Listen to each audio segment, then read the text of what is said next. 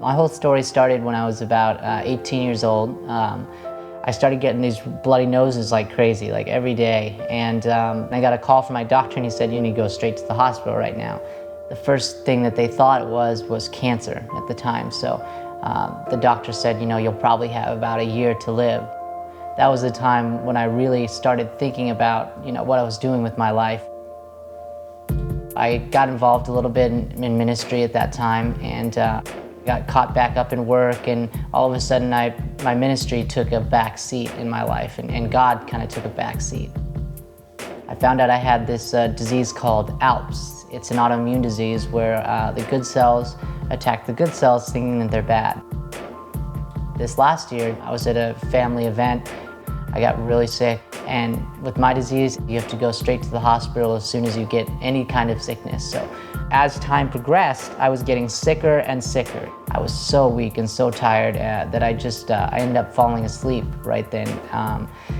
I didn't wake up until 2 weeks later. So I was in a coma. It was just a long amount of dreaming, but the difference was all of the dreams were survival dreams.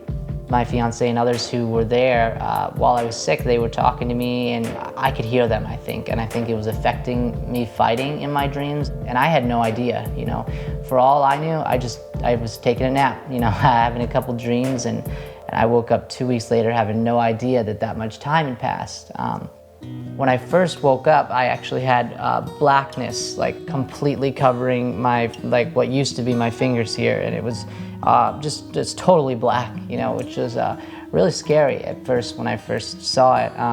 But the machines were pumping the oxygen to the vital organs that were necessary. So they were getting all the oxygen and my fingers and toes weren't. So they were gonna have to amputate.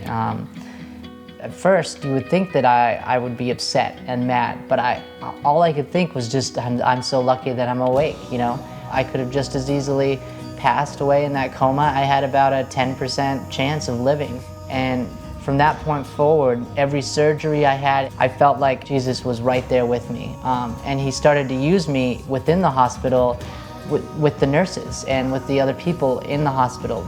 All of them were like blown away by the fact that I was so happy. And they were like, but are you sure you're okay? And I'm like, yeah, I'm totally fine. I know that I have a Savior, Jesus Christ, who's here with me, and that God's doing this for a reason, and he's gonna use this for something great. And that was a way that I was able to influence others through my story.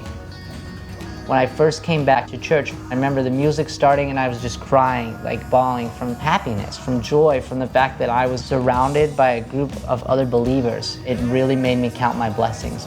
That's what I hope everyone who's listening to this begins to do, because I don't want you to be on your deathbed to have to realize, man, I need to fix my life. I want you to just realize it right now and know that every day we should be glorifying God, we should be finding new ways to better the world around us, and everything is a blessing, and I hope people will start to count their blessings.